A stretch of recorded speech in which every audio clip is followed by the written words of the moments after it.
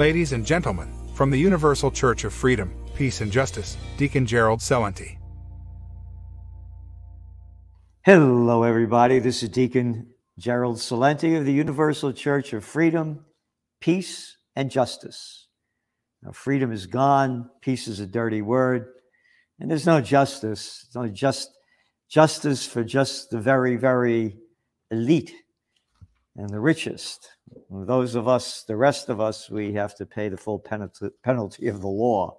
They just get a slap on the wrist for stealing our money and going to war and everything else. But anyway, on the peace end, more wars coming, and there is no protest other than a few of us in America that are denouncing it.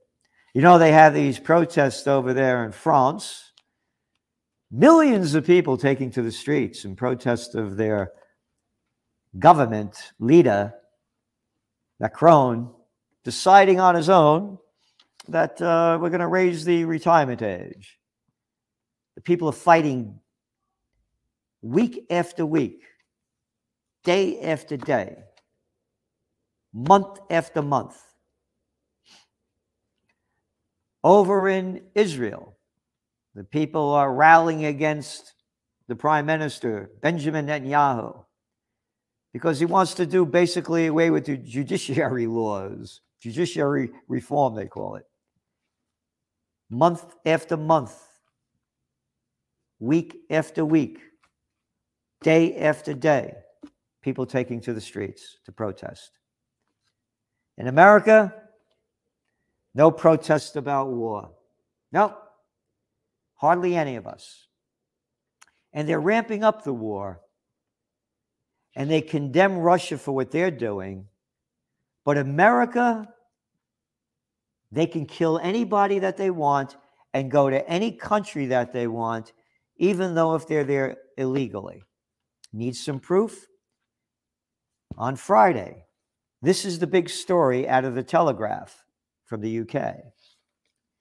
U.S. contractor is killed in Iranian suicide drone strike in Syria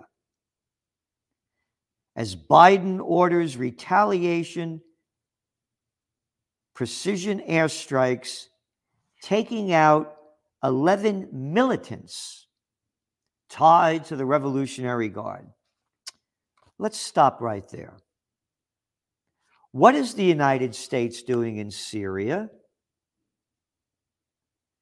The government is run by Assad, who says the United States is a foreign invader. But of course, the United States is on the eastern coast where all their oil is. As I said, you think the United States would have invaded Iraq, one of the largest oil producers in the world, if their major export was broccoli?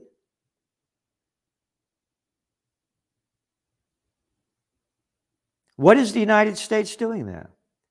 Oh, and they killed, quote, militants? Aren't the Americans that are in a foreign country that they're invaded, aren't they militants? The Iranians aren't militants. They were brought in by Assad. But that's who they call militants, the Revolutionary Guard. American contractor? How about a mercenary? Or was the man repairing a roof or digging a ditch? Maybe that kind of contractor? In retaliation, President Biden ordered the U.S. Central Command Force to launch, quote, precision airstrikes. Defense Secretary Lloyd Austin, with a wonderful murderous track record of his time in Iraq, before being appointed to the Secretary of Defense by President Joe Biden, sat on the board of directors of Raytheon, the second largest defense contractor in America. That Lloyd Austin. Lloyd Austin said the airstrikes against the IRGC were carried out by U.S. F-15 fighter jets.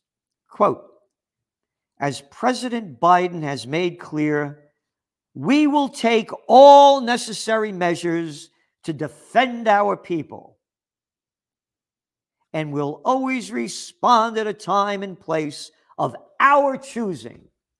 In other words, we will kill anybody that we want, anywhere, for any reason, in any country we don't belong in, who are no threat to us at all. Oh, they're getting ISISes. I forgot. Well, maybe in climate change, all those ISISes will melt. What propaganda? What murderous talk? And where are the religions coming out against this? Not a peep from the Presbyterians. Nothing from the Seventh-day Adventists. Nothing from the Catholics, the Jews, the Baptists, the Lutherans, the Episcopalians. Nope. All they do is read what they are being fed and follow orders of hate and deceit. No group will strike our troops with impunity, Austin said. It's a quote. No group will strike our troops with impunity in a country that you have no business being in, that you have illegally invaded. Why, how dare they try to make you leave? This is satanic. It's demonic. It's evil language and evil deeds being brought to you by the President of the United States and the Secretary of Defense. Where are the people standing up fighting against this? Where? Are they cowards? Where are the people? What are you doing? So, what am I doing? May 27th, Kingston, New York. We're going to have another peace and freedom rally. Judge Andrew Napolitano is going to be one of the speakers. And we're lining up others. Do what you can to support us. Put your money where your mind, your heart, and your soul are. Can't do it without you.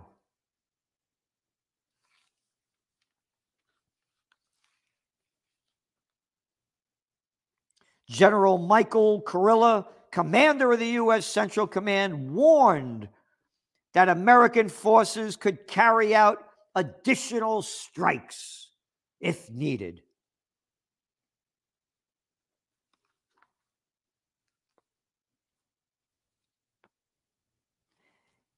Iran's vast and deeply resourced proxy forces spread instability throughout the region and threaten our regional partners, he said. Our regional partners? Who are our regional partners? Iran was invited to Syria. America was not. General Kurilla or Killer. General Killer. Yeah, take the U out of your name. And the R. Killer. You're proud of it, aren't you? You love murdering people. Where is the outrage?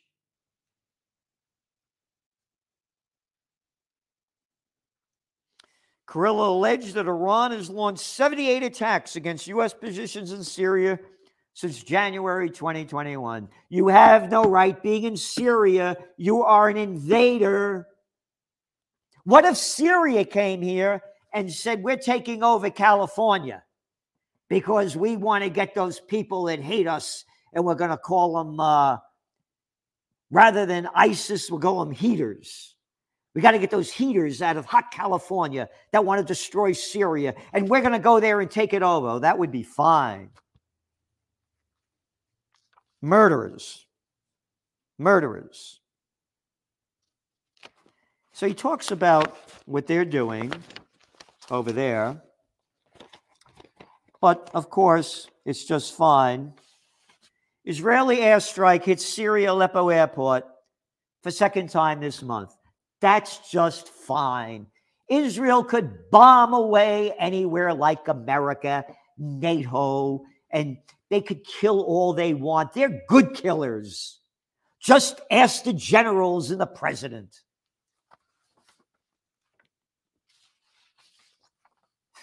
U.S. launches airstrikes in Syria after drone attack kills U.S. contractor.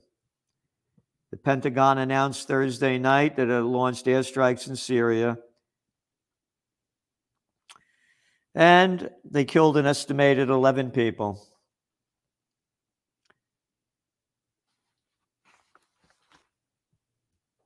They were all troops except 2, they say. This is serious, and there's no peace. America hates peace. The proof is there. China just came out, tried to put a peace agreement together.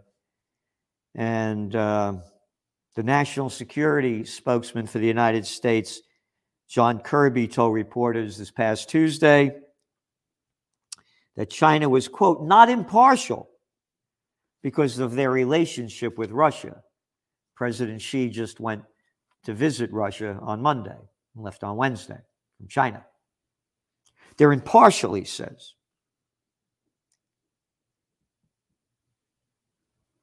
He goes, does that mean causing the crisis to escalate should be seen as impartial? Said, he didn't say that. The Chinese foreign minister spokesman Wang said. So Kirby is saying that China's position cannot be seen as impartial because of their relationship with Russia. And Wang, the Chinese foreign ministry spokesman, says, does that mean the crisis to escalate should be seen as impartial?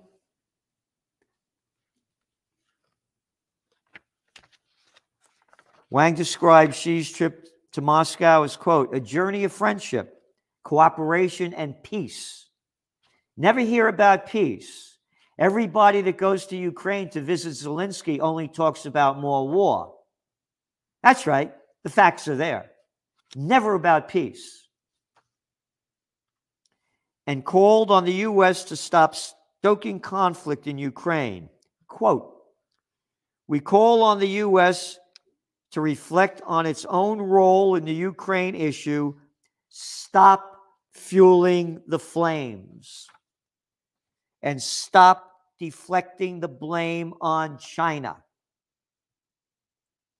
We will continue to stand firm on the side of peace and dialogue, he said.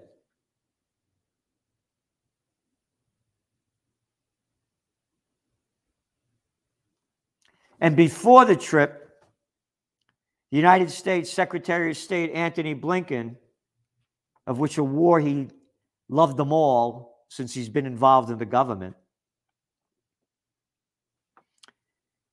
he said that the world should not be fooled by Beijing's peace initiatives. Isn't that nice?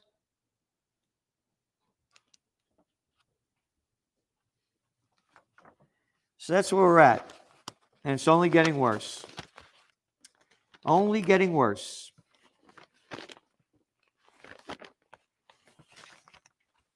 They're warning that with the UK sending weapons with depleted uranium to fight the Russians are saying this is almost the beginning of a nuclear war.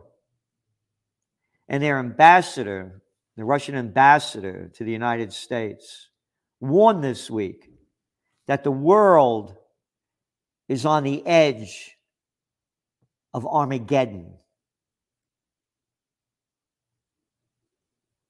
One of my sayings is, when all else fails, they take you to war.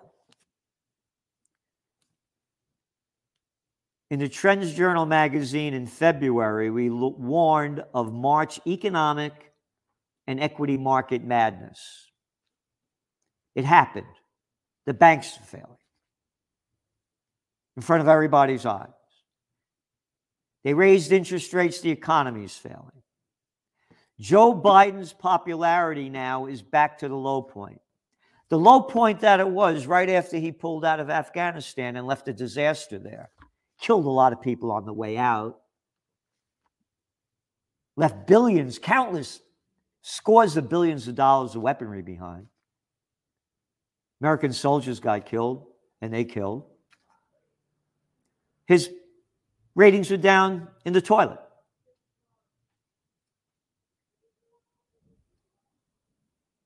But what turned it around? We're going to support those Ukrainians and fight those Russians. We're going to stop them. Yep. The ratings were way up.